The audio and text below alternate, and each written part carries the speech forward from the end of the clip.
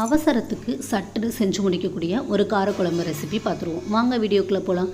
ஒரு கடாய் அடுப்பில் வச்சு தேவையான அளவு எண்ணெய் ஊற்றி கடுகு உளுந்தெல்லாம் போட்டு கருவேப்பிலை போட்டு நல்லா பொரிஞ்சதுக்கப்புறமா சின்ன வெங்காயம் சேர்த்து நல்லா வதக்கி விட்டுக்கணும். சின்ன வெங்காயம் ஒரு பாதி அளவு வெந்ததுக்கப்புறம் பூண்டு போட்டுக்கலாம். பூண்டு போட்டுட்டு 2 கிண்டு கிண்டி விட்டுட்டு கட் பண்ணி வச்சுருக்க தக்காளி எல்லாம் சேர்த்து நல்லா வதக்கிக்கோங்க. நல்லா வதங்கிட்டு இருக்கும்போதே சீக்கிரமாக வதங்குறதுக்காக கொஞ்சமாக கல் உப்பு சேர்த்துக்கோங்க. இப்போ நல்லா பாதி அளவு வதங்கிருச்சு. கட் பண்ணி வச்சுருக்க கத்திரிக்காய் எல்லாமே சேர்த்துக்கோங்க. உங்களுக்கு கத்திரிக்காய் எந்த அளவுக்கு வேணுமோ அந்தளவுக்கு அதிகமாக சேர்த்துக்கோங்க. சேர்த்துட்டு குழம்பு பொடி 1.5 ஸ்பூன் அளவு, காரம் உங்களுக்கு அதிகமாக வேணும்னா இன்னும் கொஞ்சம் அதிகமாகவே சேர்த்துக்கோங்க. மஞ்சள் தூள் 1/4 ஸ்பூன் அளவு சேர்த்துட்டு நல்லா மிக்ஸ் பண்ணிவிட்டு அடுப்பை மீடியம் ஃப்ளேமில் வச்சு ஒரு 2 மினிட் குக் பண்ணால் போதும். அதுக்கப்புறமா நம்ம தண்ணி சேர்த்துக்கலாம்.